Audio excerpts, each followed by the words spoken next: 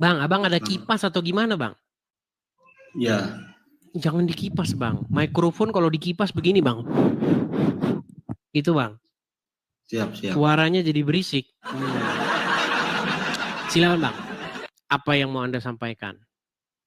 Ya, saya mau bertanya sama Bang Edis, bagaimana caranya Silakan. supaya kita bisa berkomunikasi dengan Tuhan, Bang? Bagaimana supaya kita bisa berkomunikasi dengan Tuhan? Ini pertanyaan yang menarik dan ini juga menjadi PR besar saya, Bang. Begitu, Bang. Ya, jadi memang di dalam hati kecil saya, memang saya itu mempertanyakan begitu, Bang.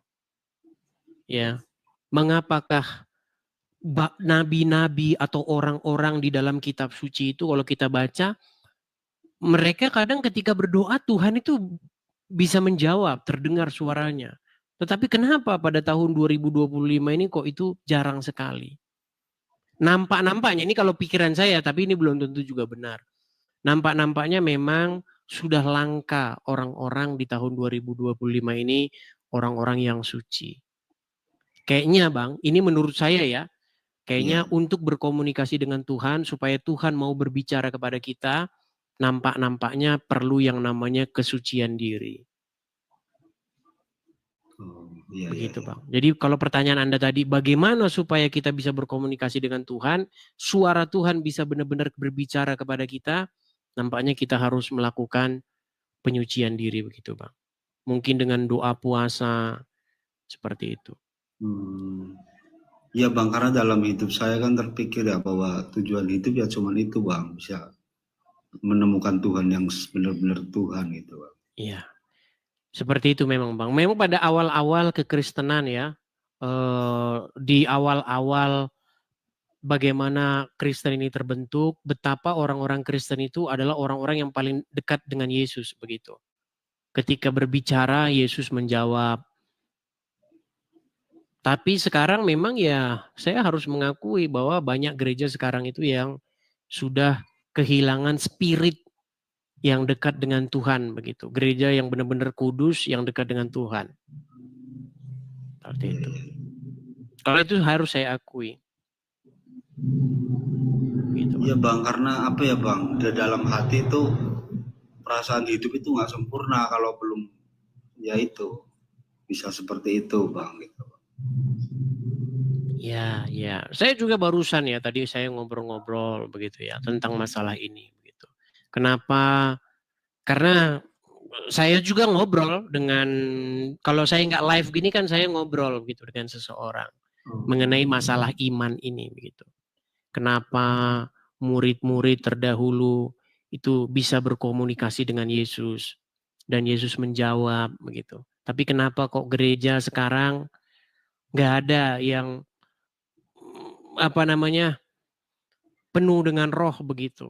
Kenapa gereja sekarang itu sepertinya kehilangan kuasa penyembuhan, kuasa mujizat, kuasa seperti yang dilakukan oleh jemaat mula-mula begitu.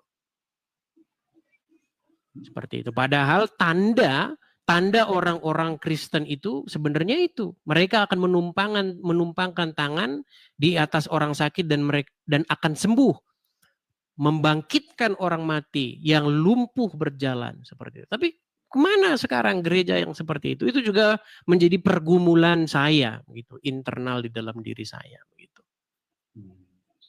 Nggak Bang, misalkan ya kita didatangi Tuhan yang benar-benar Tuhan itu lewat nyata maupun lewat mimpi gitu Bang. Ya itu juga Bang harapan saya. Keinginan saya adalah bagaimana supaya Tuhan berbicara dengan saya dalam mimpi. Itu doa dan pergumulan saya yang saya minta belasan tahun Bang. Tapi belum ada jawaban. Tapi apakah saya harus berhenti percaya? Ya enggak. Iya benar. Begitu. Tapi ngomong-ngomong Anda Muslim? Ya untuk saat ini ya Bang. Nah kalau Anda Muslim jangan harap Allah mau berbicara kepada Anda. Ya makanya kan saya butuh belajar Bang. Kalau dalam agama Islam, Nabi adalah seseorang yang mendapatkan wahyu, mendapatkan firman dari Tuhan. Betul nggak? Iya. Nah, menurut ajaran agama Islam, Muhammad itu nabi terakhir. Setelah Muhammad nggak ada nabi lagi, betul?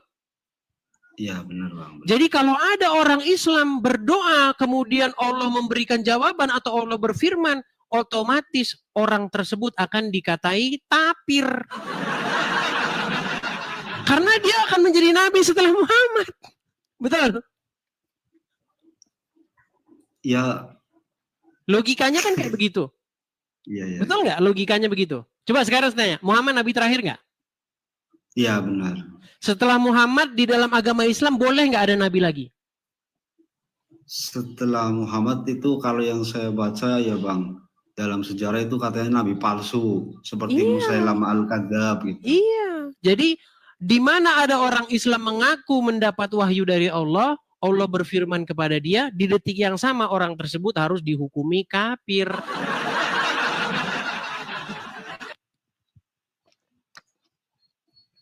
Oh gitu ya Bang. Tapi kalau dalam kekristenan, Tuhan itu terus berfirman, Bang.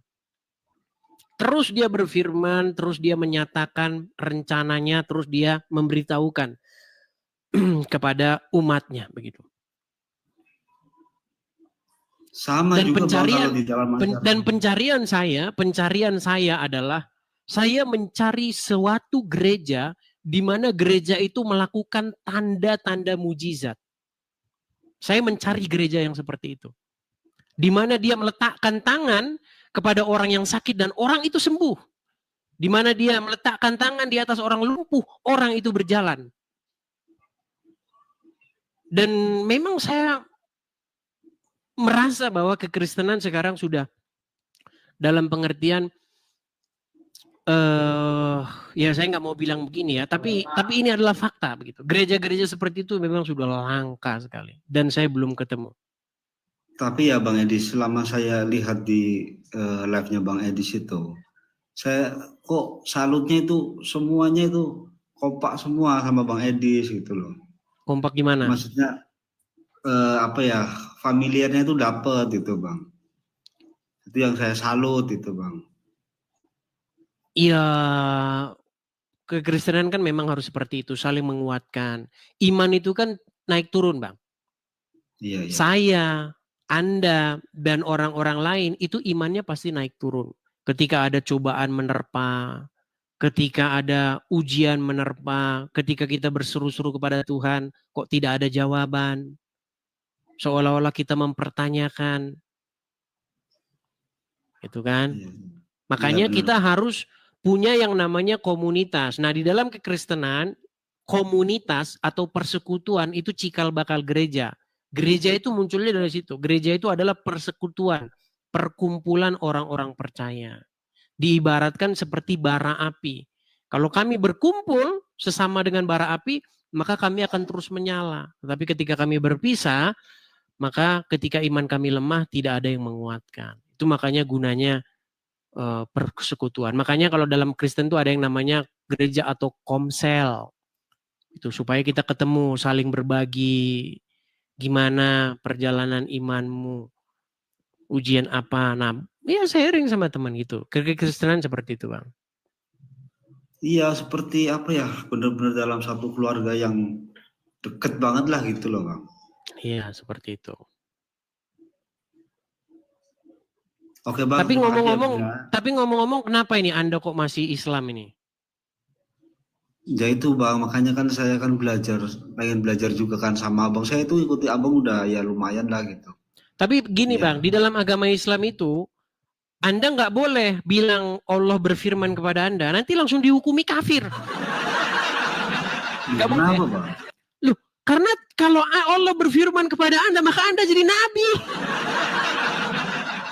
Iya kan? Tapi dan kalau nabi terakhir itu hanyalah Muhammad. Ya, begitu. Ya. Tidak boleh ada lagi yang menerima wahyu. Wahyu sudah ditutup. Tapi sedikit yang saya tahu ya Bang ya, walaupun itu ya sedikit ya. Itu kan pernah saya baca itu ada ayat yang mengatakan wa matatihim min ayatim min ayati rabbihim ila kanu anham uritir itu Bang. Ya, artinya jadi sesungguhnya Tuhan itu selalu bicara dengan kita. Cuman kenapa kita tidak tahu? Karena kita itu berpaling, yang kita pikir hanya duniawi aja gitu, Bang. Itu yang saya tahu gitu.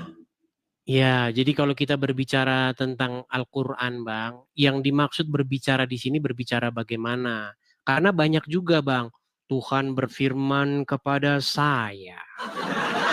Tapi kan nggak taunya itu cuman perasaan dia sendiri, nggak betul-betul berbentuk audio visual seperti itu, atau dalam mimpi, atau dalam sebuah penglihatan, begitu kan? Iya. Seperti itu. Karena gini loh, kalau kita bicara kekristenan, Tuhan itu kan benar-benar real begitu, ada gitu loh. Dan dia bisa kita ajak komunikasi. Karena di dalam Bible seperti itu. Ketika misalnya seseorang berdoa kepada Yesus, taruhlah misalnya Simon Petrus atau siapa berdoa kepada Yesus, kan ada jawaban. Yesus menampakkan diri kepada si ini, si itu. Ketika si ini, si itu berdoa, Yesus menampakkan diri seperti itu. Dan kenapa sekarang sudah jarang orang Kristen yang begitu? Ya, karena menurut hemat saya banyak gereja yang sudah kehilangan kekudusan. Begitu. Ya, itu gereja menjadi ajang kumpul-kumpul. Banyak yang seperti itu, kehilangan spirit atau kehilangan rohnya gitu.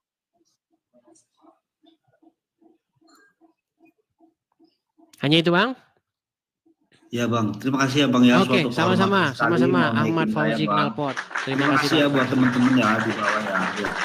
Oke, saya turunkan ya, Bang ya. Saya turunkan. Iya, teman-teman ya. Nah, itu kita bahas teman-teman dalam diskusi internal kita kekristenan. Ya, makanya kalau kita kumpul-kumpul gitu sesama Kristen, ya kita berbicara hal-hal seperti itu. Gitu ya, orang-orang yang kritis begitu. Ya. Saya punya, walaupun saya tidak terlalu dekat begitu ya, tapi anggota jemaat kami di sini begitu. Ada seseorang yang dia itu sudah lama sakit begitu dan dia mempertanyakan iman begitu.